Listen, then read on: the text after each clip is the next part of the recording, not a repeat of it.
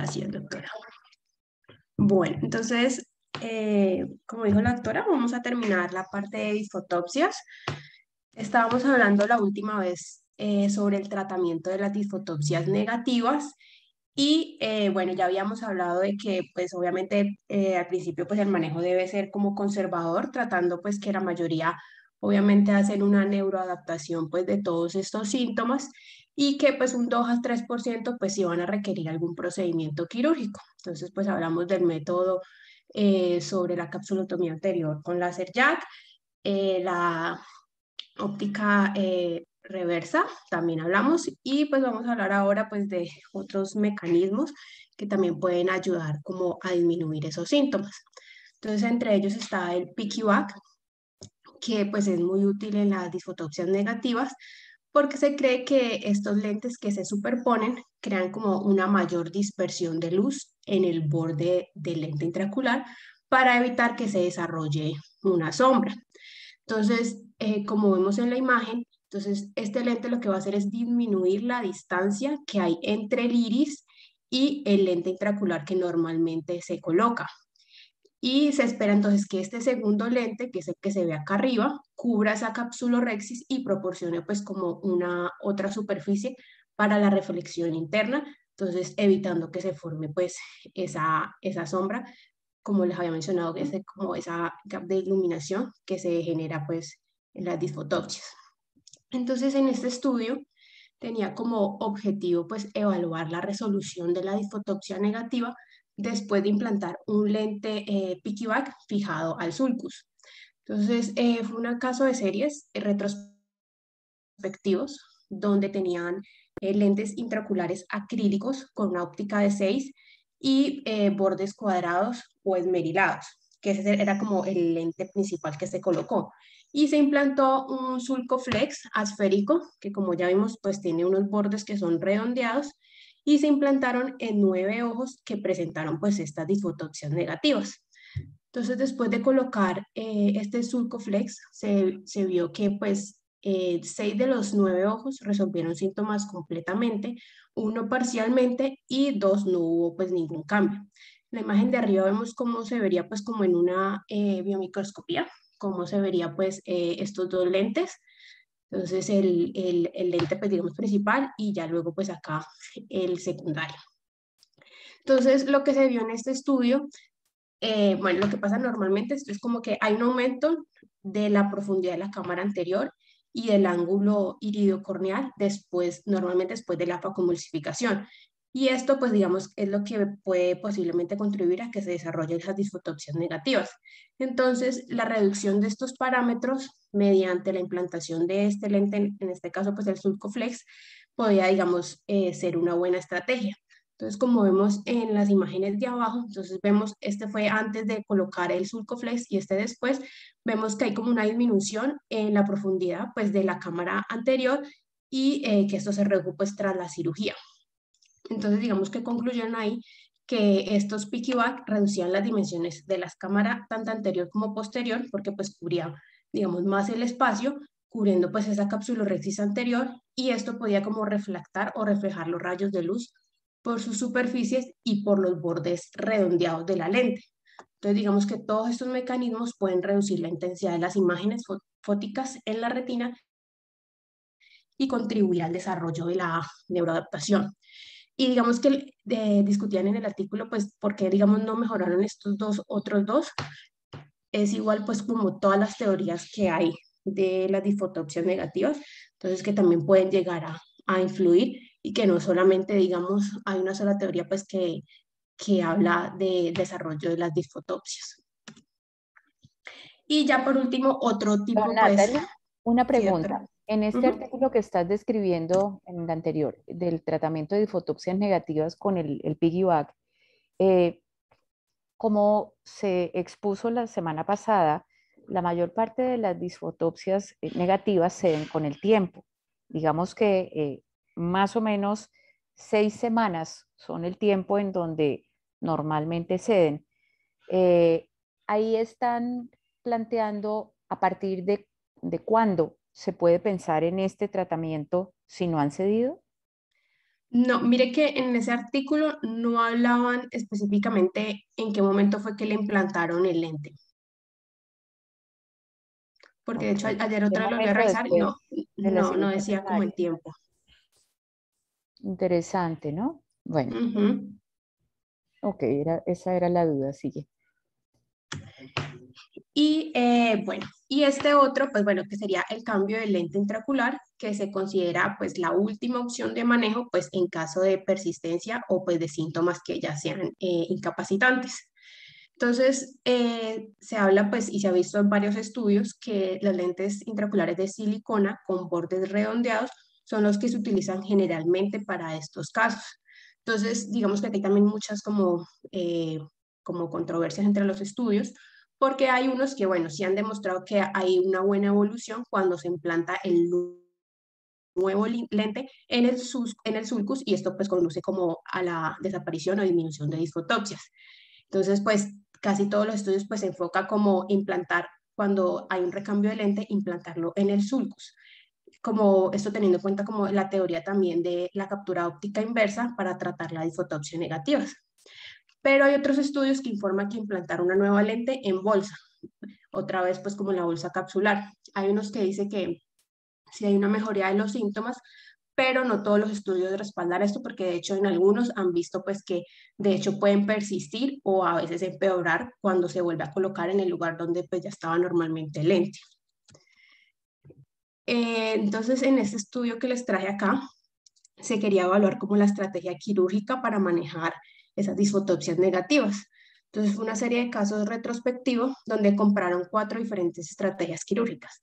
El intercambio de lente de bolsa a bolsa, el intercambio de lente de bolsa a sulcus, el uso de PICUVAC o la captura óptica reversa.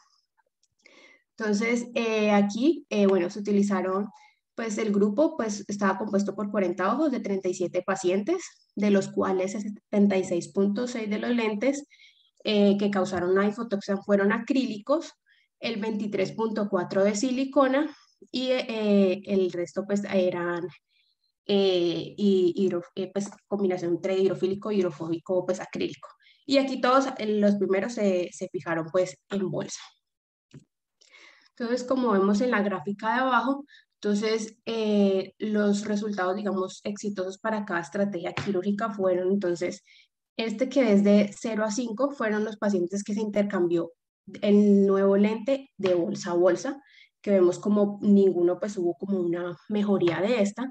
En estas dos, que fueron pues de 22 pacientes, que fueron los que se les realizó captura óptica inversa secundaria y primaria, que vemos pues que hay un de hecho la mayoría pues de porcentajes mejoraron esos síntomas. El PQA que fue de 8 a 11, pues de pacientes que sí mejoraron. Y el intercambio de lente de cámara posterior al sulcus fue de 7 a 8, que también igual fue pues un buen porcentaje de pacientes que mejoraron los síntomas. Entonces, como conclusiones, digamos, en este estudio fue que pues la mayoría de las disfotopsias negativas se asoció pues con lentes intraoculares acrílicos que con silicón, que fue lo pues que ya también habíamos hablado, y además después del diseño de borde que era cuadrado, más que con los diseños que eran redondos, y que la disfotopsia pues negativa se redujo o eliminó cuando la óptica de lente se superpuso más a la capsulotomía anterior, en lugar que cuando pues se colocó nuevamente pues en la bolsa capsular. Y pues que las otras estrategias, que son las que ya habíamos mencionado, pues sí pueden ser unas estrategias, digamos, adecuadas o pues con mejores resultados que cambiar nuevamente el lente, que igual pues es una medida pues mucho más invasiva que las anteriores. Bueno, entonces ya en cuanto a las medidas preventivas, entonces pues esas disfotopsias pues persistentes pueden ser experiencias digamos pues frustrantes, como ya lo dijimos, tanto para el cirujano como para el paciente, entonces esas estrategias pues son como de suma importancia. En este artículo que les traje acá, se hablan pues de nuevas estrategias para prevenir esas disfotopsias negativas y lo que se quiere pues es evaluar si la posición del lente, en este caso la querían colocar inferotemporal las ápticas, disminuye la entrada de luz y así pues disminuir esa incidencia pues de disfotopsias negativas. Entonces se hizo un estudio de caso prospectivo aleatorizado con 418 ojos de 305 pacientes y se dividieron entonces, bueno, se implantó una lente de silicona, entonces en unos pacientes inferotemporal, entonces aquí las ápticas a las 2 y a las 8 en 39 ojos y vertical a las 4 las ópticas con 10 en 60 ojos. Esta misma posición, lo mismo, pero con un lentes acrílicos y ya digamos como un grupo control, que fueron 42 ojos, tenían implantación inferotemporal bilateral, tanto en el derecho como en el izquierdo, de lentes acrílicos, o sea, a las 6 y a las 12. Entonces, acá en la gráfica de barras a la izquierda, entonces para ese lente acrílico, en el primer día posoperatorio, la incidencia de isfotopsias negativas fue mucho menor que el lente de orientación inferotemporal que del grupo control, como vemos acá. Entonces hubo menor en estos primeros pacientes que se colocó de un 6% al grupo control que era bilateral de 14% que eran pues acrílicos bilaterales. Pero digamos que pues esta incidencia solamente se vio así, pues digamos significativamente pues una diferencia entre ambos grupos en el primer día posoperatorios, porque luego esa tasa de fotopsias negativas persistente disminuyó en ambos grupos con el tiempo y esa diferencia al mes después de la cirugía ya no era pues estadísticamente significativa. Como vemos acá, igual pues los síntomas iban mejorando y pues todo eso tiene que ver mucho pues con la parte de la neuroadaptación que tiene el paciente.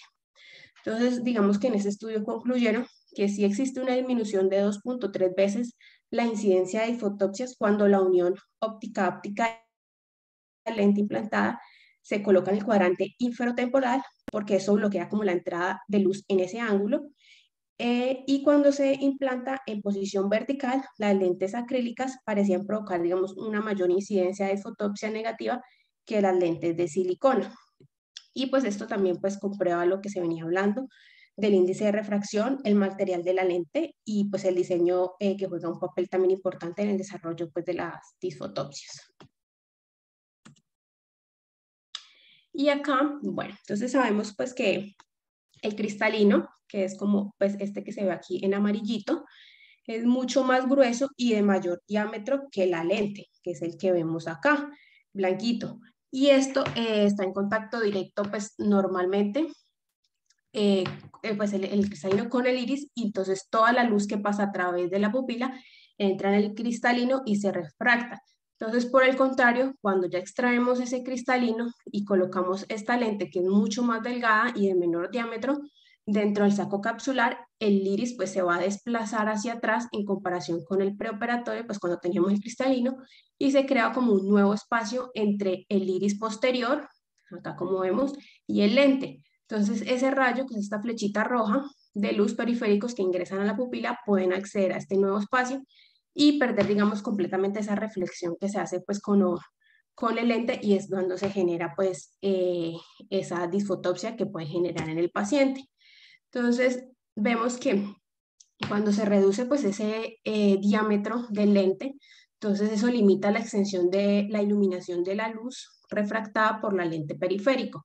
Entonces hay una separación entre los rayos que pasan por alto, entonces como vemos esta imagen de acá, la lente y los rayos refractados por la óptica lente. Y esto crea un área oscura en la retina nasal periférica y se crea pues lo que ya habíamos hablado en la clase anterior de ese gap de iluminación, que es el que se va a refractar. Y acá en esta línea banda es lo que vemos acá, que es esta línea negrecita, negrita, que es lo que crea la sombra. Entonces, en este artículo que les traje, entonces hablaba pues como de otra medida preventiva que se puede, digamos, llegar a hacer, es como modificar las características del lente. Y lo que hace, digamos, lo que quieren hacer en este estudio es como con esa modificación del lente tratar de redirigir los rayos de luz periféricos para iluminar de manera más uniforme la retina nasal periférica. Entonces, para ello, entonces realizar una modificación en la región del lente que tiene poca influencia en la visión foveal y que pueda reducir los síntomas negativos de disfotopsia sin introducir pues como compromisos de imagen adicional o digamos que se cree algún otro artefacto visual. Entonces fue un estudio experimental. Entonces en esta imagen primera, entonces vemos la geometría transversal de la óptica modificada. Entonces en esta parte anterior vemos su óptica convexa de 6 milímetros de diámetro y ya en la parte acá posterior una óptica central convexa funcional que es de 5 a 5.5 milímetros de diámetro, combinada aquí con esta superficie que vemos aquí, cóncava posterior periférica, que esa es la que va a generar, pues se genera esa imagen correspondiente más o menos de 0.5 a 0.25. Entonces, en esta gráfica B, en el diagrama, perdón, vemos ese trazado de rayos que muestra esa superficie cóncava que vemos en el pedazo de acá posterior periférico, que es la que va a permitir redirigir esos rayos de luz periférico más anteriormente. Entonces, ya comparando acá un lente, digamos, pues estándar con el lente modificado que ellos querían realizar. Entonces se hizo un diagrama de trazado de rayos tanto a 70 grados como 80 grados respecto pues al eje visual en una lente, entonces estándar con el lente modificado. Entonces vemos en el lente estándar los diagramas de trazado de rayos de lente se muestran una brecha de iluminación, que era lo que les explicaba al principio, que se va a generar y eso pues lo que se refracta en la retina y crea pues la sombra. Entonces ya en el lente modificado, tanto pues a 70 como 80 grados, demuestra que esa superficie cóncava posterior periférica, digamos, redirige esos rayos de entrada hacia la retina nasal periférica más anterior, llenando parcialmente el espacio ubicado entre los dos haces. Entonces, como vemos acá, este espacio se disminuye, ese gap de iluminación, sobre todo, digamos, cuando el ángulo es un poco mayor. Entonces, eso puede disminuir ahí el riesgo pues, de la formación de sombras o pues de lo de la disfotopsia negativas. Y en este ya, en este gráfico, entonces vemos los perfiles de iluminación de la retina simulada. Entonces, este para un lente estándar y acá pues con el lente modificado. Entonces vemos, ya les había explicado acá, digamos, que en la parte, esta parte pues negrita es como esa brecha de iluminación, que es la que genera pues esa disfotopsia. Entonces vemos acá en el lente modificado, se pueden, digamos, evaluar pues que en algunos rayos, según los grados, aquí entre 60 y 110 grados, como vemos acá, hay como una o sea, redirigen los rayos de luz a la superficie, entonces evitando pues que se forme pues ese gap de iluminación. Entonces se evita pues que se genere pues esa sombra modificando la parte de la lente. Entonces concluyeron aquí en este estudio pues que un nuevo diseño de lente va a proporcionar una iluminación digamos mucho más uniforme en la retina nasal periférica y específicamente ilumina la región oscura de la retina nasal asociada con disfotopsia negativa y que este diseño de lente modificada podría pues prevenir o reducir las disfotopsias negativas después de una cirugía de catarata. Igual obviamente pues es algo que se está apenas como evaluando para poder pues implementar bien. Entonces ya como Perdón, con respecto a lo anterior, eso te quería preguntar, si este lente pues solamente está estudiándose el diseño o si ya es comercial, porque todavía no es comercial, pues están haciendo todavía los estudios, pero pues han visto que puede ser una buena, pues como una pues buena como opción para disminuir opción. la aparición de disfotopsia negativa. Hay otro lente que sí es comercial en Europa, en donde en la óptica, en la parte periférica, tiene, haz de cuenta, como una ranurita en la mitad de la óptica por 360 grados, de manera que cuando se implanta el lente, uno intenta como enganchar el borde de la cápsula rexis en esa como hendidura de la óptica, ¿sí? Como para que quede atrapado, que la cápsula rexis no quede por encima, Ok, sino como, sí, abrazando, mejor dicho, la óptica.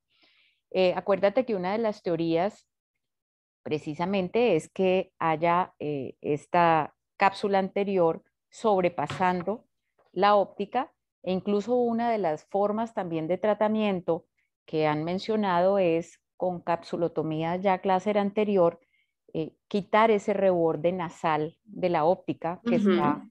¿sí?, cubriéndola. Sí. Entonces, bueno, son diferentes tipos de abordaje a una realidad que es la disfotopsia negativa. Afortunadamente, no tan frecuente y afortunadamente, usualmente transitoria. Digamos que como medidas preventivas que en el momento debemos como tener en cuenta es, primero, remover muy bien el viscoelástico por detrás de la óptica para que haya una muy buena aposición entre el lente y la cápsula posterior, porque pasadas las primeras semanas de la implantación del lente se produce, digamos, como la ah, compactación o como sí, el cierre del saco y la integración con la parte periférica de la óptica, y de esa manera se anterioriza un poquito eh, este complejo saco lente que estabas muy bien como enunciando que era una de las causas de la difotopsia negativa, porque el volumen del lente anteroposterior es mucho menor que el volumen anteroposterior de un cristalino, ¿no? Ujú. Entonces, de esa manera se podría pensar que al anteriorizarse todo este complejo, un poquito disminuye ese gap entre la parte posterior del iris y este complejo saco lente.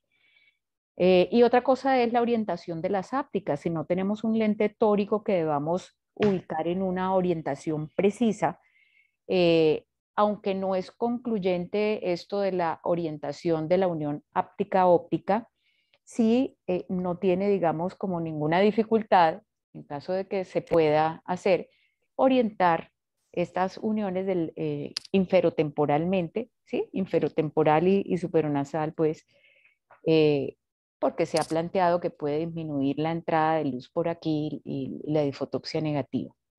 Ujú. Manera como de recomendación cuando el lente no sea tórico. Tener muy en cuenta, ahorita, pues cuando termine las conclusiones, digamos, si no la mencionas, la puedo enunciar. Así que continúa para que podamos concluir el tema. Listo, doctora. Entonces, bueno, ya como conclusiones de todo lo que vimos, entonces, primero, pues existen diferentes complicaciones que se pueden ver asociadas al lente, siendo, digamos, la de las más comunes, la opacidad de cápsula posterior. Las disfotopsias, que es otra de estas, pues se van a dividir en positivas y negativas. Las positivas pues van a estar asociadas más que todo pues al material del lente, en este caso pues acrílico, con un alto índice de refracción y borde cuadrado truncado. Y las disfotopsias negativas pues es una condición que va a ser pues un poco más enigmática que las positivas, sin un mecanismo claramente pues establecido. Igual pues se han propuesto pues varias teorías y pues su manejo pues está a través pues, de estas hipótesis. La mayoría de las disfotopsias, el manejo es conservador, entonces pues se da todo ese proceso de neuroadaptación en los pacientes. De hecho, pues la mayoría mejoran solamente con esto. Y pues que la mayoría de tratamientos de la disfotopsia negativos van encaminados más que todo hacia la teoría de gap de iluminación, que era lo que ya les venía mencionando, igual que la parte de prevención, y que solamente pues el 2 a 3% pues de los pacientes van a requerir pues un manejo quirúrgico.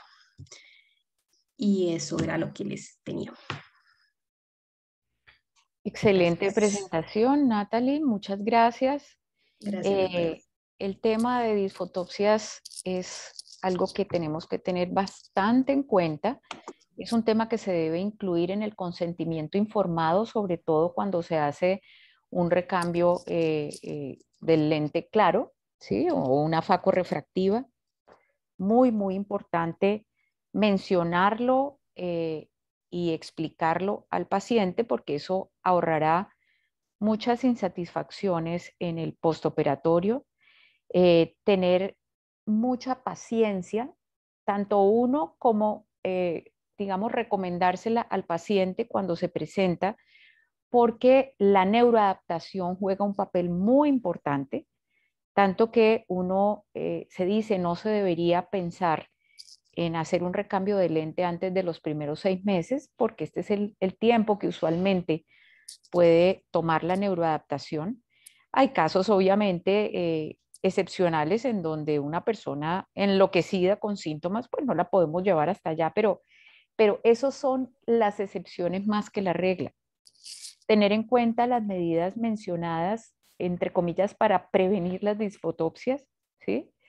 Eh, y uno también ser muy prudente, no desesperarse, dejarse llevar por el paciente ante esa queja de sus síntomas disfotópsicos, de las disfotopsias, no sé cómo se diga entonces, los síntomas de disfotopsia son frustrantes, pero por favor, paciencia y prudencia en cuanto al acelere para resolverlos.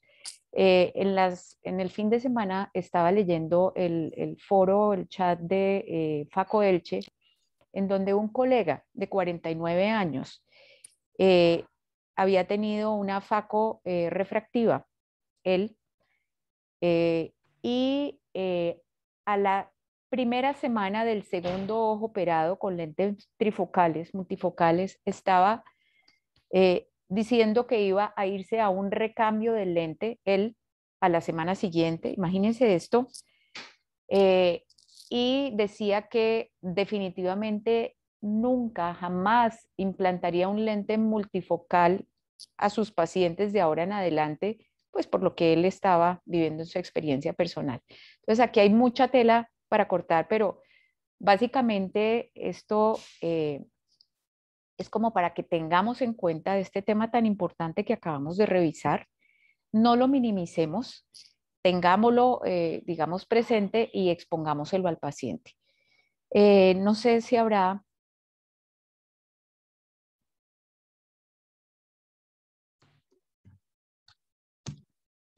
¿Aló? Si ¿Me están alguno tiene otra escuchando? pregunta. Es que se le cortó, doctora. Ok, Sí, lo escucho muy bien. listo. Entonces, quería preguntar si alguno de los otros docentes tiene alguna recomendación adicional o podemos continuar con el tema de Juan.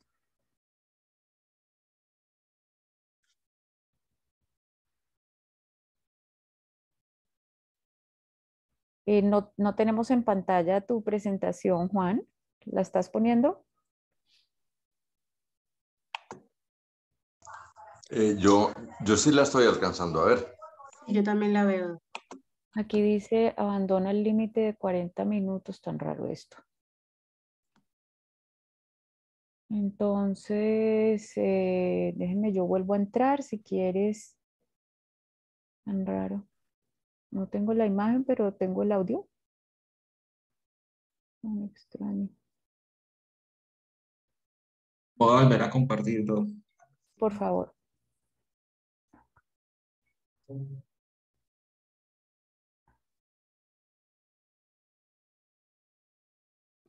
Ahora sí. Ahora sí la tiene. Sí, Perfecto. ahora sí la tengo. Tan raro y eso. No, Bueno, no sabemos. ¿No? igual. Aquí está. Entonces, bueno, de nuevo, gracias Natalie. Con respecto a disfotopsias, conocerlas, enunciarlas, meterlas en el consentimiento informado, paciencia, prudencia y conocimiento hasta lo que hay descrito de cómo manejarlas. Bueno, sigue entonces con el tema del día de hoy de queratitis neurotrófica. Bueno, muchísimas gracias. Para los que no me conocen, mi nombre es Juan Felipe Roballo Velázquez, presidente de la Universidad del Valle. Y como decía la vamos a tratar el tema de queratitis neurotrófica. Entonces, entrando en el tema, esto es parte del temario que vamos a tratar, algo de anatomía sobre todo enfocado en la inervación, definición de la entidad y algunas generalidades, la patogénesis, etiologías, epidemiología, cómo hace su presentación clínica, la clasificación, diagnóstico, pronóstico, todas las alternativas, la mayoría de alternativas de tratamiento que vamos a encontrar y parte de las conclusiones. Entonces, empecemos. Acá, esta gráfica que les tengo es para recordar, es sumamente importante recordar cómo es el recorrido anatómico de esta estructura en amarillo que tenemos acá, que es el quinto nervio craneal de nosotros, que básicamente es denominado nervio trigémino, y que, como vemos acá en la imagen de la izquierda, tiene su núcleo del tallo cerebral en el puente, originando la primera rama principal, que es esta que vemos acá, llegando acá a su ganglio de Gasser, donde se va a ramificar en tres ramas principales. La que nos va a interesar más a nosotros es esta primera rama B1, que es la rama frontal. No está de más recordarles que la segunda es la rama B2 maxilar, y la rama B3 es la rama mandibular. Este es un nervio predominantemente sensitivo, oferente, pero la rama B3 tiene un componente mixto. Ya acá, para recordarle, entonces, la rama B1 se va a fraccionar en nervio frontal, en nervio lacrimal, y va a dar una rama nasociliar, donde a nosotros nos va a interesar mucho con respecto a la inervación de la córnea, es estos dos nervios, estos nervios ciliares posteriores, ciliares largos, que van a discurrirse a través del lobo ocular y van a llegar hasta la anterior del ojo para inervar toda la córnea. Algunos autores describen que parte de la córnea inferior está inervada en su componente aferente por algunas terminales, algunas ramas de B2, pero pues estos son casos muy excepcionales. Pero entonces, recordando que es un componente aferente principalmente, realmente el origen se hace desde acá, desde la córnea, y se va a hacer su distribución hasta llegar a nuestro sistema nervioso central. Y no olvidar tampoco que tiene pues también unos componentes tanto autonómicos, tanto simpático como parasimpático. Simpático a través del ganglio cervical superior, y parasimpático a través del ganglio ciliar. Deben todas esas distribuciones. En la imagen de acá abajo a la derecha se alcanza a percibir un corte de cómo se hace esas terminales nerviosas al llegar a la córnea, al limbo. En la línea punteada, básicamente es una distribución en 360 grados, y se van a ramificar directamente hacia el estroma corneal, como ven ahí en la imagen. Ya yendo de lo macro a lo micro, acá en la imagen de la izquierda superior vemos un corte tridimensional de cómo esas terminales nerviosas discurren por el estroma y van a atravesar básicamente lo que es la membrana de Bowman para llegar al plexo subasal y hacer las ramificaciones nerviosas respectivas hasta llegar acá al epitelio corneal, como lo ven acá representado. La imagen de la izquierda, de abajo a la derecha, es un corte bidimensional de una placa, llama real, que básicamente está ejemplificando lo mismo que vemos en la imagen de la izquierda. Ven acá el estroma corneal, ven acá en esta zona mucho más blanca, corresponde a la membrana de Bowman, y acá, en esta zona que es como un café claro, va a corresponder a lo que es el epitelio corneal. Se ven por acá algunos de los núcleos, pero lo más representativo de esta imagen es ver cómo esta ramificación nerviosa viene desde acá, desde el estroma, va subiendo hasta penetrar la membrana de Bowman, y va a discurrir sobre el plexo subasal para irse por debajo de este y dar la mayor cantidad de ramificaciones nerviosas posibles. Entonces, esto es como a ponerlos en contexto un poco de cómo es nuestra ubicación anatómica y nuestra inervación de esa estructura de la cual vamos a hablar y va a explicar en parte su patología. Esta imagen que les traigo acá, que las quería compartir, es básicamente para representar cómo se genera una muerte axonal retrógrada en una córnea después de una anopsia. En este caso estamos hablando de una córnea de un conejo, a la cual en estas dos imágenes de la izquierda van a corresponder a lo que es el plexo nervioso subtal, esta primera imagen de la A, como es su patrón, y abajo de esta imagen de la C va a corresponder al estroma. Esto está marcado con este o sea, se hizo una histoquímica de tubulina beta 3, en la cual, pues, se tuvieron en cuenta esas córneas. El procedimiento que se llevó a cabo fue similar a hacer una PRK, en la cual no se usó mitomicina, y se quiso realizar como la comparación al día siguiente. Entonces, acá arriba, en la imagen de la B, ustedes ven que corresponde al subbasal, después de haber hecho la PRK. En la zona de ablación es todo lo que está incluido en el círculo blanco, pero si detallan, el daño nervioso va mucho más allá de esta zona de ablación. Esto correspondiente al estroma, al plexo subbasal. Estamos hablando pues, de una profundidad máxima de 50-75 micras. Y si ven en la imagen de abajo, en la D, es la misma zona de ablación, pero ya estamos ubicados en el estroma, aproximadamente a unas 225 a 250 micras. Y ven también cómo pues, en su zona central se hubo daño en todas estas fibras nerviosas y parte del área por fuera de la zona de ablación también. Entonces, el mensaje de esto es que quiere decir que en este caso, si estamos hablando de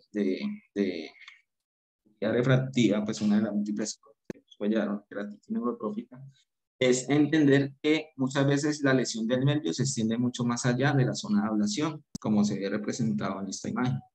Entonces, esto los quería como compartir. Juan, pero eso es un día después de la cirugía, ¿no? Ahí estás mostrándolo. Sí, 24 horas después. Ok. Sin embargo, pues habría que ver esto mismo después de 3 a 6 meses, porque si no, pues no se haría cirugía refractiva, ¿no? Entonces eso lo vas a mencionar más adelante, cómo es la, entre comillas, repoblación nerviosa, etcétera, y para que esto no nos llene de temor, obviamente sí, mirarlo, pero pues esto no es una cosa definitiva, ¿no? Sí, para tenerlo en cuenta también, Para como una tenerlo forma de en cuenta. ejemplificar, sí. Porque Perfecto. vamos a ver más adelante que hay múltiples causas de llegar a presentar una queratitis neurotrófica.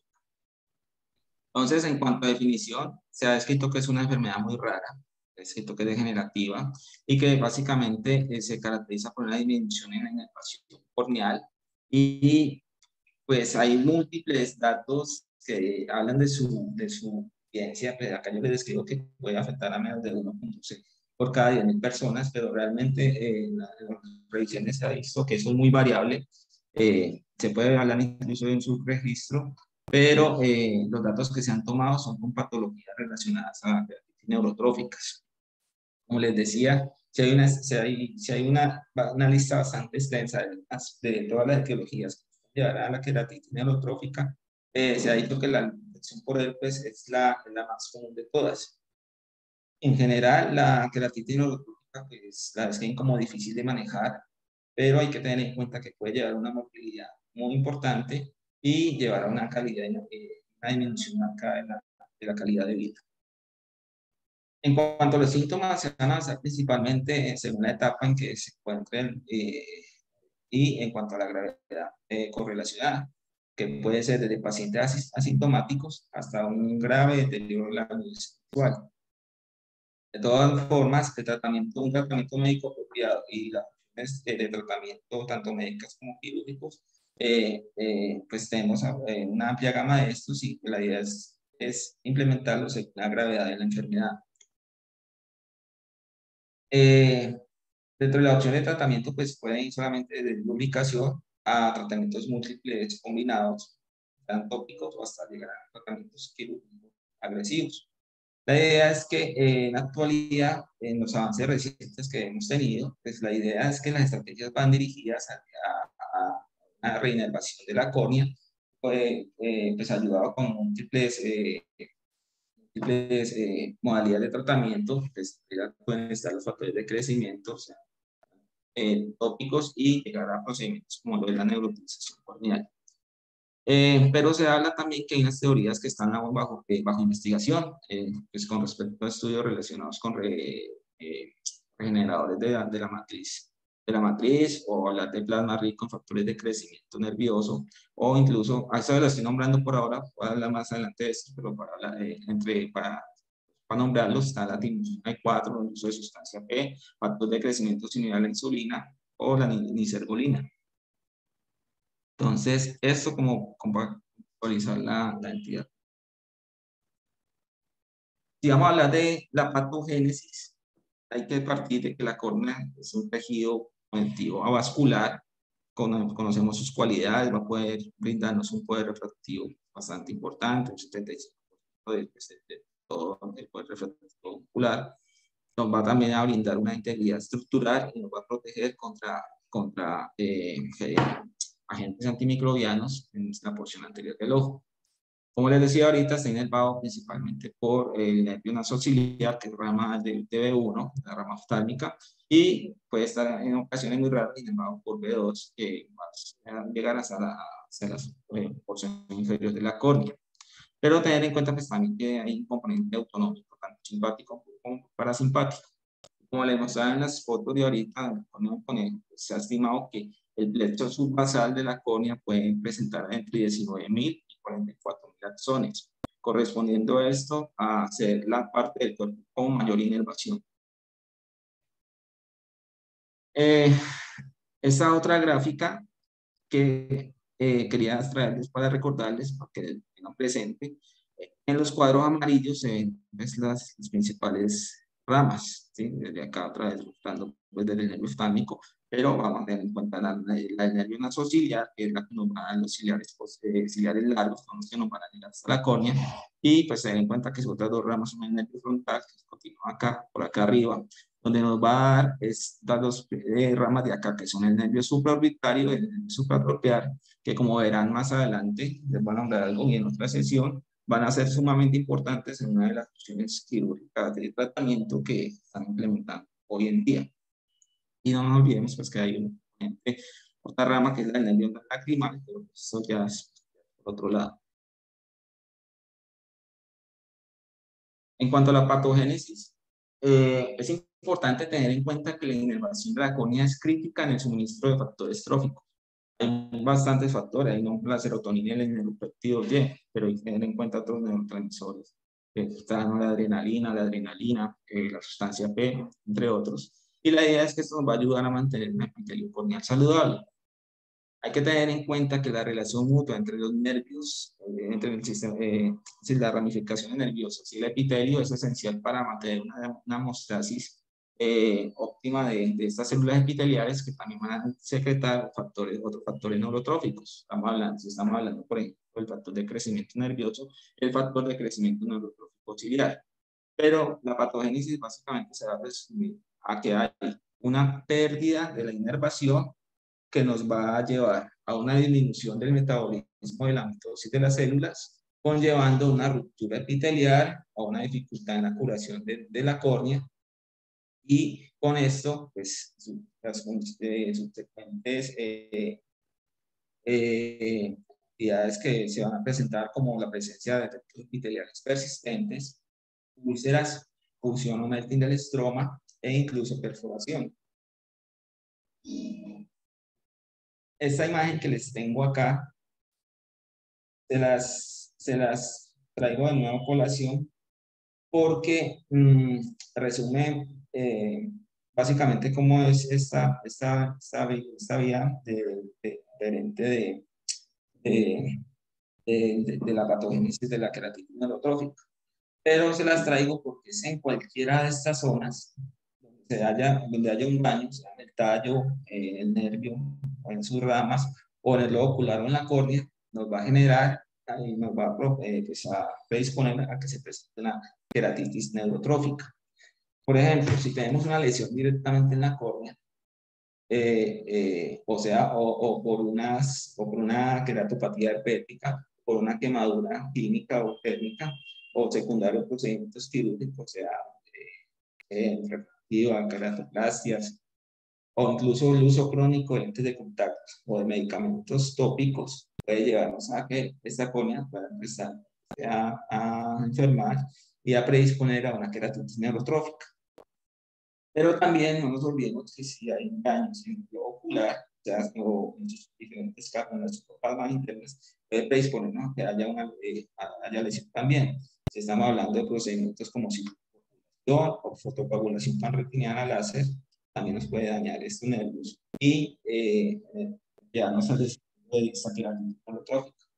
Pero también, pues, daños en los nervios ciliares largos, estamos hablando, pues, asociados a tumores orbitarios, o asimetría intraorbitaria, o traumatismos faciales, o también si hay lesión directa del ganglio de Gasser o del nervio trigémino, sea pues una cirugía con la que tratan el anorragia del trigémino, o por un aneurisma, o cuando se extrae un neurinoma del acústico, o secundario a extracciones también de meningiomas, también puede haber daños de estos nervios. Pues generalmente en estos procedimientos grandes hay daños no solamente del quinto, sino que puede también dañar el sexto, el séptimo, incluso el octavo, pero pues también hace parte del desarrollo. Y vemos que muchos pacientes de estos con estas secuelas, pues, que desarrollan queratitis neurotrófica comparten esta misma de daño nervioso.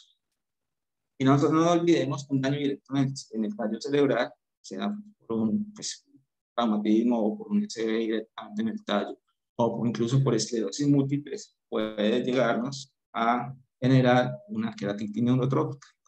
Que acá está su origen real, su núcleo, el núcleo del quinto, y pues va a desarrollarse toda la fisiopatología. Bueno, en cuanto a etiologías, como les decía, pues hay numerosas causas, pero la vía común siempre va a ser el daño o la interrupción de la inervación corneal. Generalmente a lo que más se le atribuye a las infecciones por la familia de los herpes virus, generalmente más común por el herpes simple o por el herpes zóster. Muchos de los autores deciden que puede haber pues, hasta un tercio de estos pacientes pueden ser secundario a esta infección. Este autor, SAT, colaboradores reportaron, pues también fue muy correlacionado, un 34% de pacientes con causas multifactoriales y entre esas estaba el herpes, y describieron que hasta un 8% desarrollaban, desarrollaban la queratitis neurotrófica, pero no se encontró una causa como tal. Pero no olvidemos que hay otras causas como las quemaduras químicas, el uso de lentes de contacto de manera prolongada y causas iatrogénicas, como les dije, cirugía de córnea y lesiones directas neuroquirúrgicas de trigémino o de daño cerebral. Esta es una tabla que les quería compartir donde yo les describo múltiples causas, como las causas más comunes de diferentes autores. Pero esta tabla incluye muchas otras causas, la clasifican pues, según si hay enfermedad de la ocular, entonces ya acá empiezan a meter las blefaritis crónicas, empiezan a hablar del entropión, empiezan a hablar de distrofias, no olvidemos del trauma ocular, los procedimientos iatrogénicos asociados, las causas iatrogénicas asociadas a procedimientos quirúrgicos, no solamente en córnea, sino también asociados a vitrectomías. Medicamentos, pues acá me adelanto un poquito, pues si estamos hablando de medicamentos que generen este daño, pues estamos hablando de anestésicos, estamos hablando de beta bloqueadores, estamos hablando de sulfas, estamos hablando de AINES y entre otros. Si estamos hablando pues de compromiso del quinto par, pues como les digo en la gráfica, tumores, aneurismas, traumatismos, y acá empiezan a describir otras condiciones sistémicas o condiciones congénitas relacionadas al desarrollo de la neurotrófica. Empezamos a hablar de diabetes, empezamos a hablar de deficiencia de vitamina A, como les dije ahorita, esclerosis, unas causas más raras como las disautonomías familiares, la hipoestesia relacionada con un Mobius y causas congénitas. Y entre otras, pues el uso de ciertos medicamentos, pero acá ya empiezan a hablar de medicamentos antipsicóticos, antihistamínicos y causas relacionadas con una edad avanzada.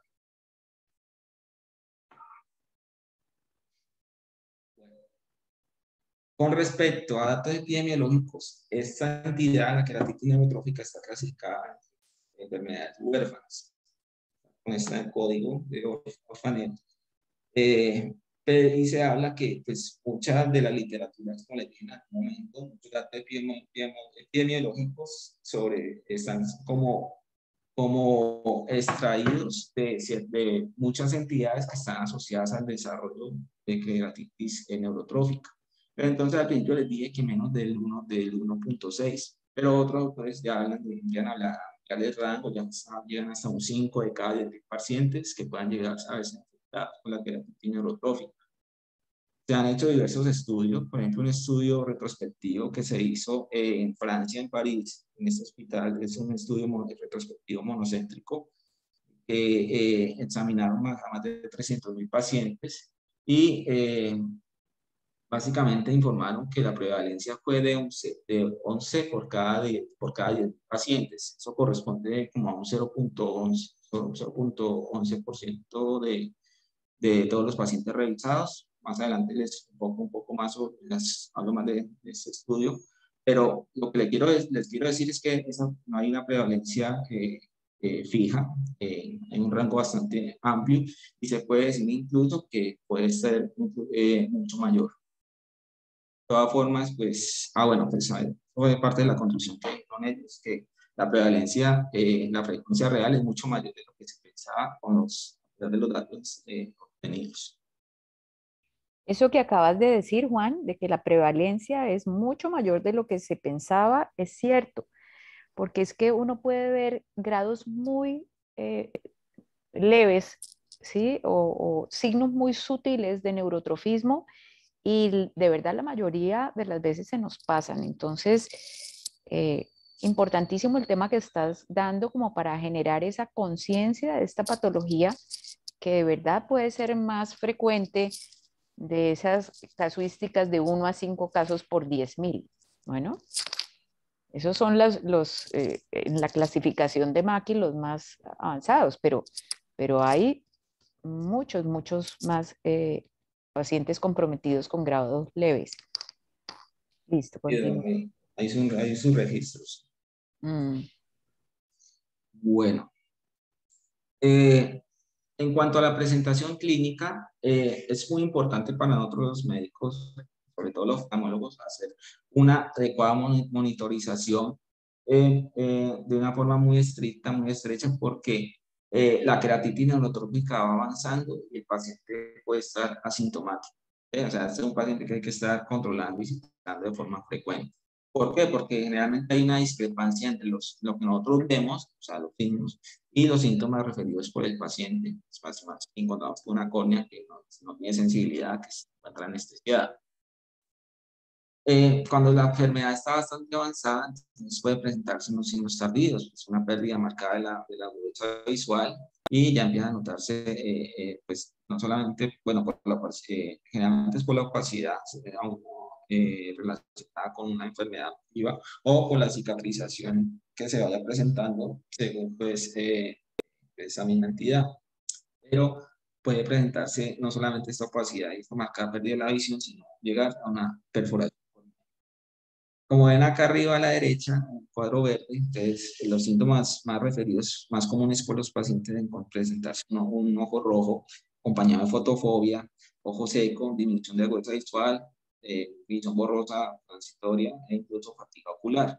Y las quejas, según, pues, el desempeño de estos pacientes, pues, según su oficio, van a empezar a manifestar que tienen problemas para ver televisión, para leer, para conducir, pero principalmente también que se va deteriorando su agudeza visual. Entonces, ¿qué tenemos que hacer nosotros? Explorar, pues, pues, aplicar una adecuada semiología para estos casos, y siempre hacer una correlación clínica con la historia clínica del paciente, con lo que encontramos, pues, con lo que pues, hacer, pues, como todos, además de rompecabezas, para hacer un diagnóstico lo más oportuno posible, porque en parte el éxito del tratamiento va a depender de empezarlo de una forma temprana y oportuna. Con respecto a la clasificación, entonces, como decía Dado, usamos el sistema de clasificación Mackey, donde vamos a hablar de queratopatía neurotrófica, básicamente distinguido en 3 etapas. En el estadio 1 se va a caracterizar porque vamos a tener un epitelio corneal que se va a notar turbio e irregular.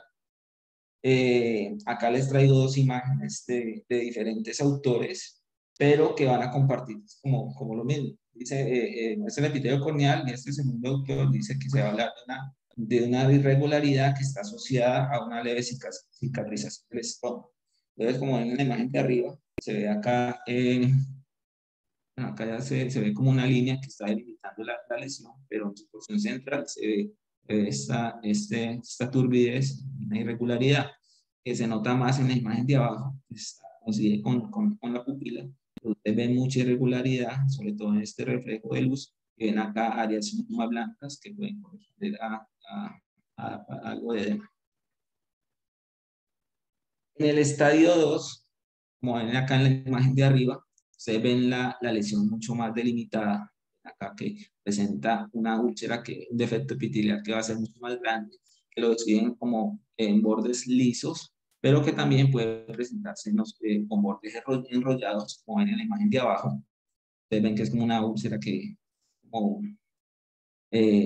pues no, hasta ahí no presenta como mucho cambio inflamatorio, pero se describen principalmente estos hallazgos en el epitelio, que van a ayudar a decirnos que pues, nosotros ya estamos ubicados en la etapa 2 de esta clasificación.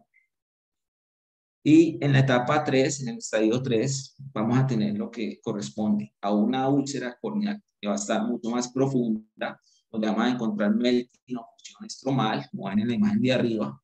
Ven acá mucha mayor opacidad, ven acá el defecto, pareciera pues, se ve adelgazamiento del estroma, se ven los bordes que se ven lisos y en algunas zonas se ven enrollados, se ven mucho más opacidad y se destaca que hay mayores cambios inflamatorios, pueden ver hay vascularización de los 60 grados.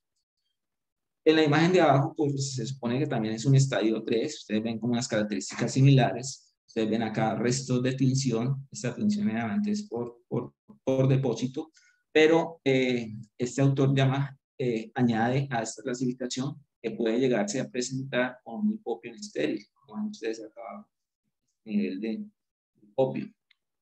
Entonces, es sumamente importante porque hay que correlacionar, como les dije, todos los antecedentes sobre la historia clínica, muy importante hacer las pruebas correspondientes de las cuales vamos a hablar ahorita, y pues, pues uno pues, se puede y es deber descartar causas infecciosas, pero no sesgarnos de que porque tiene un hipopio no realmente sea causa infecciosa, que puede presentar este misterio también. Bueno. Esta es una tabla que básicamente resume lo que corresponde a la clasificación de Mackey, pero acá les añade algo del manejo. Entonces, algo, por ejemplo, acá en la etapa 1, el estadio 1, algo que de pronto para complementarle, que en los hallazgos clínicos podemos encontrar queratopatía punteada superficial, que eso es muy frecuente en nuestro medio, ¿sí? Todos los pacientes con ojo seco. Podemos ayudarnos con condiciones como la rosa de Bengala, sobre todo en la conjuntiva inferior, pero también notar que incremente la viscosidad del moco, hay que notar esas neovascularización superficial, presencia de L, entre otros. Y pues acá ya empiezan a nombrar parte del tratamiento, pero van a ayudar a hablar más adelante sobre eso, pero pues la idea es descontinuar los medicamentos tópicos, de usar pues los que toque, pero lubricantes que estén libres de preservantes y tratar las causas de enfermedades superficiales. En el estadio 2, pues aparte de lo que les dije ahorita, pues los bordes lisos y enrollados, pues van a notarse también presencia de pliegues en la DSMET, cambios inflamatorios con reacción en cámara anterior, y pues que el hipócrino puede presentarse también, pero mucho más raro, sobre todo en la etapa 2. Pero entonces ahí se va escalonando en el tratamiento, entonces ya hablar de que ya no solamente es lo que hicimos previamente, pero ya empezamos a añadir el uso de lentes de contacto, empezamos a sugerir fotografias, el uso de toxina botulínica, incluso la colocación de la membrana amniótica. Y en la etapa 3, es como para darle continuidad a esta tablita, pues ya estamos hablando de una que es la mayor grado de severidad, vamos a tener una úlcera corneal que puede estar con perforación o con marcado de melting. Entonces, podemos ya considerar no solamente, o sea, los tratamientos que ya, o sea, los tratamientos previos descritos, pero ya empezamos a considerar que si está perforada, pues nos ayudamos con un de cianoacrilato contenido con un lente de contacto, o pensar en la metasorafia o en un recubrimiento conjuntival, o incluso empezar a considerar un trasplante de cornea. pero pues, más adelante igual les voy a escribir, me adelanto un poquito, pues la idea no es, en estos tres planos, se trata de la causa de esta queratitis neurotrófica, pues estos pues, van a ser un fracaso anunciado. Bueno, por acá les quiero compartir lo que corresponde pues a unos algoritmos en cuanto al abordaje de estas queratitis neurotróficas. Hay de diferentes autores, pues, pero pues hay algunos que son mucho más representativos, mucho más esquemáticos, donde podemos empezar a tener un paciente en el cual podemos sospechar que pueda presentar o sea, que se sospeche que este paciente no tiene una adecuada inervación, tenga una anestesia corneal. Entonces, lo que vamos a hacer es evaluar la sensibilidad corneal. Entonces, pero no solamente, bueno, eso lo hacemos, nos ayudamos con las pruebas que voy a escribir ahorita, pero también hay que corresponder a complementar con, o sea, hay que hacer el examen bajo la lámpara de hendidura. Pero también hay que evaluar otras cosas, como es ver cómo está la película lagrimal, la densidad nerviosa, pues, con la misma lámpara de hendidura podemos ver pues, cómo se encuentran ese endotelio, cómo está pues, todas las diferentes capas de la córnea. Y como les decía ahorita, según el estadio de Mackie, podemos encontrar la presencia de ciertas otros hallazgos, como retopatía puntada, en neovascularización, estamos hablando de la etapa 1. En la etapa 2, si encontramos con un defecto que está ahí presente, que el paciente dice que lo tiene desde hace rato, pues que no, nada que le sana, o encontramos con presencia de membranas de pliegues en la DSM, o en estadios más avanzados, pues hablar de una úlcera corneal flanca. Pero entonces, Juan, perdón, en la diapositiva anterior no quiero que pases sin recalcar puntualmente, no, en la siguiente. Aquí donde dice que los pacientes con una potencial anestesia corneal hay que mirarles el endotelio. Fíjate que la inervación corneal no solamente le da la sensibilidad, importantísima, sino que es la fuente de factores tróficos para mantener no solo el epitelio, sino el endotelio. Se ha visto que pacientes con queratitis neurotrófica tienen una disminución en la densidad endotelial, curiosamente. Entonces, tenerlo también muy en cuenta dentro del estudio que hagamos a un paciente con queratitis neurotrófica. así es, doctor. Continúa. Uh-huh. Gracias. Entonces, según pues, todos los diferentes estadios, entonces la idea es que nosotros, o sea, cada estadio pues tiene su manejo, pero a medida que va avanzando el estadio, pues se va complementando pues con el manejo previo. Entonces, como vuelvo y pues, le recalco, con lágrimas artificiales, elementos inconservantes, incluso tratar pues como las causas de enfermedad de superficie, se pueden incluso pensar en colocación de tapones en los lagrimales y cauterización de estos vasos. Pero a medida que vamos avanzando, entonces vamos a ver pues, otras alternativas terapéuticas según pues, la gravedad de la severidad. Como les digo, entonces los lentes de contacto, o empezar a considerar el uso de suero autólogo o halogénico, o empezar a considerar las tarsolabias, pues, dependiendo del perfil del paciente, el uso de toxina botulínica, y podemos incluso, pues, en una presencia no de cambio inflamatorio, considerar la aplicación de medicamentos tópicos como AINES o esteroides, siempre y cuando sean aplicados con precaución, porque estos medicamentos tienden a enlentecer la tasa de curación del epitelio, del epitelio. Entonces, siempre con cuidado. Y según pues avanzando en la severidad, entonces vamos a considerar tomar cultivos, descartar causas infecciosas antes de llegar al diagnóstico de queratitis neurotrófica, pero además considerar pues, la colocación de la membrana amniótica, un recubrimiento, o empezar a utilizar los medicamentos más sofisticados como factor de crecimiento nervioso recombinante humano, o considerar la cirugía de neurotización, pero pues tener todo esto siempre presente en todo el perfil del paciente. Este algoritmo, este es nuevo, este es de un artículo reciente, pero también les quería compartir este de acá, que es un algoritmo hace aproximadamente 6, 7 años, un artículo que se encontró, lo que van a ver, como tienen muchas tienen en común. No es que haya cambiado mucho el manejo. Entonces, en un paciente en el cual estamos sospechando una queratitis neurotrófica, entonces siempre evaluar esa sensibilidad corneal. Si está normal, entonces probablemente no sea una queratitis neurotrófica. Pero si está reducida, entonces uno tiene que evaluar pues, la función de la película, la película lagrimal, el estado de esa superficie ocular, evaluar siempre los párpados. Si podemos disponer de imágenes de las estructuras nerviosas, pues sería magnífico. Pero en la lámpara podemos hacer una adecuada evaluación del limbo y considerar estudios microbiológicos.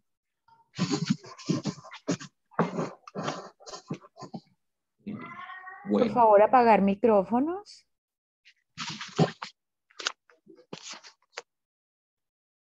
Bueno, considerando esos, bueno, teniendo en cuenta pues, estas pruebas complementarias, entonces, según la severidad de la queratitis neurotrófica, vamos a empezar a tratarla. Entonces, siempre tratar todas las enfermedades que están asociadas con, o sea, enfermedades de superficie ocular que están asociadas a esta queratitis neurotrófica. De hecho, en estos días en el hospital nos tocó cancelar un paciente porque no se pudo llevar a hacer un procedimiento quirúrgico como una queratoplastia penetrante hasta que no se pudiera estabilizar esa superficie ocular del paciente. Un paciente con unas secuelas neurológicas, con unas secuelas de una parálisis facial también, en la cual se determinó que, y se justificó en la historia clínica, que mientras esa primera etapa, hasta no tratar esas enfermedades de superficie ocular y mejorar pues ese cierre papilar y incluso en todo esto, no se iba a llegar a la queratoplastia porque la probabilidad de hacer un procedimiento fallido es sumamente elevada. Entonces, cuando toca cambiar el procedimiento quirúrgico, suspender o revalorar por este tipo de decisiones, pues toca hacerlo. Continuando acá con el algoritmo, entonces pues lo empieza como a escalonar de lo más grave a la etapa 1 de Mackie. Entonces, si tenemos ya una perforación corneal, entonces ten en cuenta siempre los adhesivos, acrilato, superbondes, bueno, no es tan difícil de conseguirlo. Y considerar el uso de membrana amniótica, la aplicación de membrana amniótica o un recubrimiento o una queratoplastia, pero pues del paciente, ¿no? En el estadio 3, considerar pues, los lentes de contacto, el glue, el trasplante de membrana amniótica. Estadio 2, pues la tarsorrapia o un recubrimiento. Y en el estadio 3, pues manejo lubricación full, siempre y cuando pues, sea preferiblemente sin preservantes. Entonces, este ya es un artículo un poco más viejito, pero igual sirve, igual es un buen algoritmo para tener en cuenta. Bueno. Continuando por acá, con respecto al diagnóstico, es básicamente clínico. Una adecuada semiología instalada en estos pacientes va a llevar pues, a un abordaje óptimo de esta entidad, siempre y cuando sospecharlo según los antecedentes descritos, cuadro clínico del paciente, antecedentes descritos, y siempre lo corroboramos, lo confirmamos con hallazgos al examen físico. Este examen físico debe ser lo más completo posible. Siempre haciendo una evaluación óptima de la sensibilidad, de la sensación y la distribución en los dermatomas de las diferentes ramas de B1, B2, B3, principalmente pues B1, lo más completo posible. Y esto nos va a ayudar pues, a localizar dónde puede estar la lesión nerviosa de cada paciente.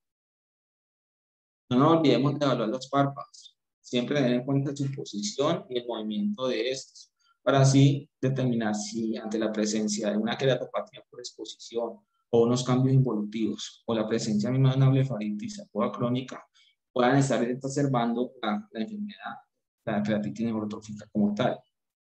Teniendo en cuenta que la tasa de parpadeo se puede reducir en una queratitis neurotrófica bilateral y que pues esto pues a la vez pues llegan a predisponer una queratopatía por exposición. Dentro del diagnóstico, los hallazgos corneales más representativos, vamos a tener la presencia de un defecto epitelial que es persistente, donde vamos a ver un desplazamiento variable donde vamos a tener una neovascularización, donde vamos a escribir también úlceras que pueden estar con bordes enrollados, donde podemos presentar melting de la córnea, crecimiento de la córnea, y pues, las opacidades por cicatrización pues, respectivas, eso pues, depende de cada paciente. Como les decía, ante la presencia de una úlcera corneal, así estamos sospechando que pasa en la profundidad, hay que tomar cultivos. El epitelio, o sea, un epitelio cuando está intacto, cuando está de forma integral, o sea, es la manera óptima para prevenir o sea, infecciones que puedan comprometer pues, la córnea y ir para atrás, de la cama para atrás. Por lo tanto, entonces, esos pacientes deben hacer una adecuada atención posiblemente con fibrochenia. Y pues como parte de los cultivos, que las etiologías infecciosas deben descartarse antes de que se pueda llegar a un diagnóstico de queratitis neurotrófica. Pero un apartado acá que les quiero decir es que hay que saber interpretar esos cultivos, saber qué clase de germen es, si es posible con un videograma, porque podemos sí presentar una queratitis neurotrófica, pero pues la secreción puede estar pues sobreinterpretada, pues, otro tipo de... Siempre tener en cuenta la correlación entre hallazgos, la historia clínica, la semiología y los paraclínicos. Por lo mismo, si tenemos pacientes, o sea, si encontramos signos infecciosos como la presencia de infiltrados o un aumento de moco, una reacción continua corporal marcada, pues puede que sí la tenga, pero realmente no se ha encontrado en pacientes que presenten unas úlceras neurotróficas. Siempre, como les digo, dependiendo del perfil del paciente. Uno con un paciente ambulatorio, dependiendo pues, de lo que haga o sus a un paciente en una unidad de cuidado intensivo donde pues, puede presentar diversas causas de queratitis neurotrófica y donde podemos pensar que los gérmenes encontrados son muy diferentes. Para el diagnóstico es supremamente importante hacer la medición de la sensibilidad corneal antes de pues, sin instalar gotas. O sea, no tenemos que instalar gotas hasta que no hagamos esto. ¿Por qué? Porque, pues, bueno, pues para no ir pues, a tener pues, un falso positivo, sobre todo si necesitamos anestésico local. Pero entonces esta sensibilidad corneal la podemos hablar de una forma cualitativa y una forma cuantitativa. Lo que más usamos nosotros es hacerlo de forma cualitativa. Usamos eso con un cotonete, con un aplicador. Y la idea es que si la córnea presenta una adecuada inervación, pues el paciente va a reaccionar, va a activar sus reflejos protectores de una forma espontánea, justo en el momento en que se haga el contacto.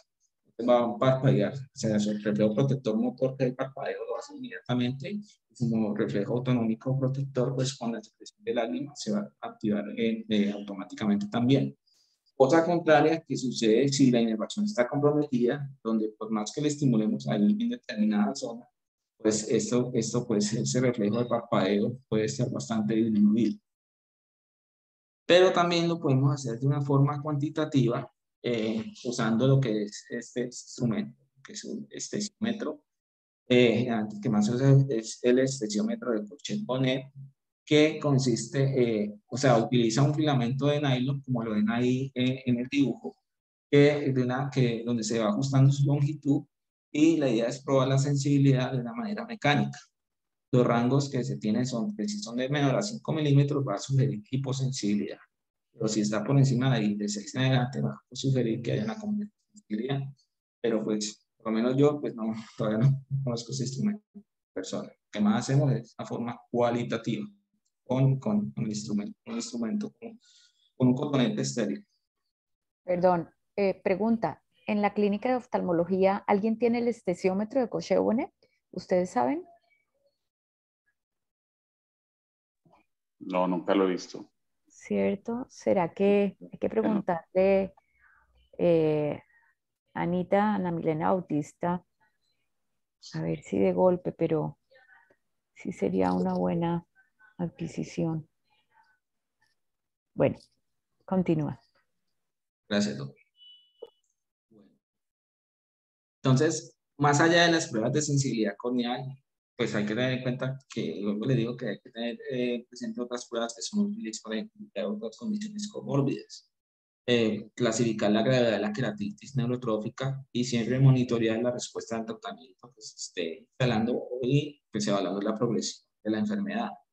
Entonces, al hacer una adecuada evaluación de la película lagrimal, podemos usar el test de Schirmer o también pues el tiempo de ruptura de la película lagrimal. También hay que hacer, o sea, con eso pues podemos aproximarnos a una adecuada, pues una, ¿cómo decirlo? Como evaluar cómo está la salud de esa película lagrimal para ayudarnos con el seguimiento del progreso de esta enfermedad que puede manifestarse de forma subclínica. Hay otras ayudas como la microscopía confocal in vivo que nos va a ayudar a evaluar la densidad de los nervios corneales tanto en el estroma como en el plexo basal. Si tenemos ojitos que presenten queratitis neurotróficas, pues también pues, no solamente se va a ver que tiene una disminución en la densidad de estas ramificaciones nerviosas, sino que también hay una disminución franca de la densidad de las células epiteliales y endoteliales de la córnea, como bien lo decía la doctora Acevedo. Y se va a notar que hay un aumento también de los queratinocitos hiperreflectantes. De todas formas, estos pacientes que ya tienen pues, como largo tiempo, larga data pues, con esta enfermedad, se va en estos pacientes donde se va a ver que tienen más marcada disminución de las células epiteliales. Pero como les pongo acá, como les pongo, desafortunadamente, pues evaluar estas ramificaciones nerviosas de la córnea, utilizando microscopía confocal, pues no, se describe que no tiene una muy baja reproducibilidad, eso pues no lo podemos hacer en todas partes, entonces, pues no, ¿cómo decirlo? No es como, no contamos con este recurso en todas partes. Otra modalidad que nos puede ayudar para el diagnóstico es realizar una citología de impresión de la superficie ocular, donde podemos ver durante este examen cómo se va a identificar una conjuntivalización de la córnea que puede sugerir una deficiencia de células madre lumbares. Esta fotico de acá es como para hacer un comparativo de una citología de impresión normal y otra que está patológica, donde ustedes en la imagen de la izquierda ven que es un paciente que está normal, sin alteraciones, y describen la presencia de células caliciformes y de células epiteliales normales, acá pues dependiendo de la tinción. Pero ven cómo es la imagen de la derecha completamente diferente, donde no van a haber células caliciformes y estas células epiteliales van a evidenciarse como metaplasia. Entonces es otra modalidad pues, que desafortunadamente no contamos con esta en todos los sitios. En cuanto al pronóstico, pues básicamente va muy de la mano de la gravedad de la enfermedad. En general, pues es como una relación muy proporcional. Entre más severa la falta de inervación, pues mucho más grave la queratitis neurotrófica y la progresión de la enfermedad. Entonces, acá, por ejemplo, describieron que hay un estudio epidemiológico retrospectivo que mostró que una baja agudeza visual corregida, una baja agudeza visual lejana corregida, y una mayor severidad de la entidad, pues una clasificación de MAPI 3 y una avanzada impactaron negativamente en la agudeza, en el resultado de la agudeza visual final mejor corregida de estos pacientes. Por lo tanto, entonces se recomienda que el tratamiento, una vez identificado el diagnóstico, debe iniciarse lo más pronto posible para prevenir la progresión de esta enfermedad. Entonces, no, pues sí en parte es una entidad que es con diagnóstico de descarte, pero pues sin darle, pues, sin tomar, o sea, pues hay que hacerle en forma con celeridad, en una forma oportuna para poder iniciar el tratamiento lo más pronto posible. Acá les traigo como unos diferentes escenarios. Este primer escenario vamos a ver a la imagen de la izquierda lo que es una úlcera neurotrófica corneal paracentral, tiene acá parte de la tinción con cloroceína, donde se ven marcados neovasos 360 en el momento en que es valorado inicialmente. A este paciente se le suspendieron pues todo el tratamiento tópico, los antibióticos, los antivirales con conservantes que venía usando, y solamente se dejaron con lágrimas artificiales sin conservantes y aplicación de ungüentos lubricantes nocturnos, ¿no? Pues una combinación de tratamiento viral, lo pasaron de tópico a oral. Pero desafortunadamente para este paciente, después de 8 meses de tratamiento, lo que se evidenció es que el cuadro clínico empeoró, llegó a presentar incluso perforación corneal inminente, como ven acá en esta marca área de desplazamiento central. Ustedes pueden ver mayor neovascularización y pues todo estos hallazgos fueron revisados en oftalmológico normal bajo una lámpara de hendidura. Para este caso, estamos hablando de una queratitis neurotrófica secundaria a un daño del trigémino en un paciente que se trajo una masa intracraniana. Entonces, contamos con este primer escenario. Pero también podemos encontrarnos con esto. Este paciente acá a la izquierda, ustedes ven que presenta una úlcera neurotrófica que no se ve muy grande, pero igual ahí la tiene. En la porción inferior de la córnea, este paciente se le inició tratamiento lo más pronto posible con lágrimas artificiales, sin preservantes y ungüentos nocturnos. Después de 6 meses de tratamiento, como ven en la imagen de la derecha, el efecto epitelial mejoró, pero describen que no se curó por completo. Ustedes ven todavía ahí como remanentes de esta úlcera neurotrófica. Estas imágenes, como también se describen, pues son bajo una lámpara de hendidura y van a corresponder a un paciente con diabetes mellitus. Entonces, esta es otra de las causas que más adelante les resumo. Y también nos podemos encontrar con otro escenario, donde vamos a ver acá en la imagen de la izquierda una úlcera neurotrófica grande, como ustedes, como se ve acá. Es una úlcera que pues, acá opacillada, se ven los bordes que en este caso se ven lisos en la porción inferior de lo temporal de la córnea. Este paciente se le dio tratamiento con lubricantes sin conservantes y ungüentos nocturnos, solamente noche. Y para fortuna de él, después de solamente 3 meses de tratamiento, la úlcera pues, que se curó por completo. Ustedes ven ahí como parte, no aclaró del todo, pero por lo menos cerró. Entonces, esto es muy variable. O sea, ¿qué quiere decir con esto? Es que cada paciente es diferente. Pues, es que hay unos que responden bien, otros que no responden tan bien, otros pueden contar con diversidad, con unos tratamientos, o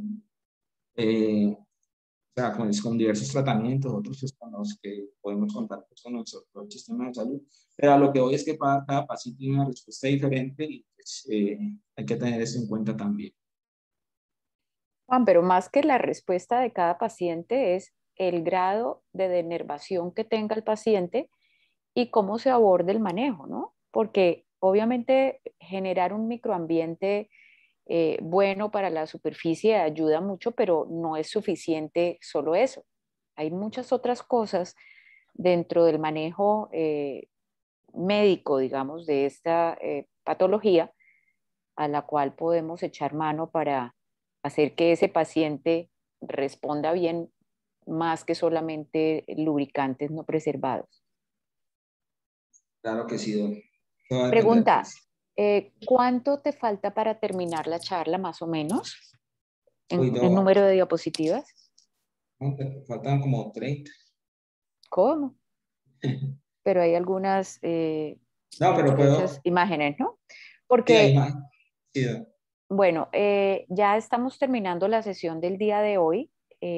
Vamos a continuar la próxima semana, entonces, hacer un poquito de resumen para poder tener entonces la sesión próxima con el final de este tema y el tema de neurotización corneal. ¿De acuerdo? Sí. Bueno, ¿alguna duda, algún comentario con respecto hasta lo que va ahorita de la presentación de queratitis neurotrófica?